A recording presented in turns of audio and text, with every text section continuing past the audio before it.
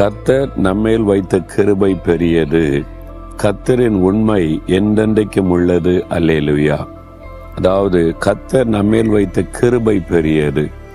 நான் நினைத்து பார்க்கிற ஒவ்வொரு காரியத்தையும் ஆண்டவர் நடத்தி கொண்டு வந்த வழிகள், ஊழியத்தில் ஆண்டவர் செய்த காரியங்கள், ஒரு நெருக்கமான சூழ்நிலையில் அவர் செய்த உதவி, ஆபத்தில் அவர் பாதுகாத்த நடத்தின காரியம், இது மாதிரி ஒவ்வொன்றையும் நான் திரும்பி பார்க்கும்போது எப்படி இதெல்லாம் நான் கடந்து வந்தேன், எப்படி இதுக்கு மத்தியில் நான் இவ்வளோ ஊழியத்தை செய்ய முடிந்தது அப்படி நினைத்து பார்த்தா ஒரே ஒரு காரியம்தான், தேவனுடைய கிருபை.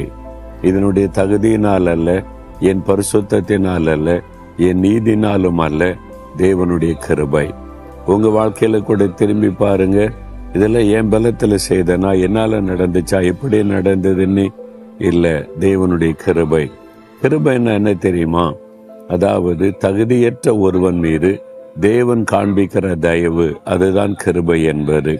நான் நினைத்து பார்ப்பேன், ஒவ்வொரு ஊழியம் முடிந்த பிறகும் இதெல்லாம் செய்து இது மாதிரி கர்த்தர் என்னை பயன்படுத்த என்ன தகுதி இருக்கிறது? நான் யோசித்து பார்ப்பேன், என்னிடத்துல ஒரு தகுதியும் இல்லை. ஆண்டவர் இதெல்லாம் செய்வதற்கு காரணம் என் தகுதியை வைத்தார்ல, என் நீதினாலும் அல்ல, என்னுடைய பக்தியினாலும் அல்ல. பின் எப்படி இதெல்லாம் நடக்கிறது என்றால், தகுதியில்லாத எனக்கு தேவன் காண்பிக்கிற ஒரு கிருபை. அதை நினைத்து தான் ஆண்டவருக்கு நான் நன்றி சொல்லுவேன். ஆண்டவரே, இதெல்லாம் உடைய கிருபையப்பா, அந்த கிருபையை மட்டும் என்னை விட்டு விலக்காம இருங்கன்னு சொல்லி அந்த கிருபைக்காக ஆண்டவரை ஸ்தோத்திரத்தை நான் ஜெபம் பண்ணுவேன். அவருடைய கிருபை பெரிது. உங்க மேல ஆண்டவர் வைத்திருக்கிற கிருபை பெரிது.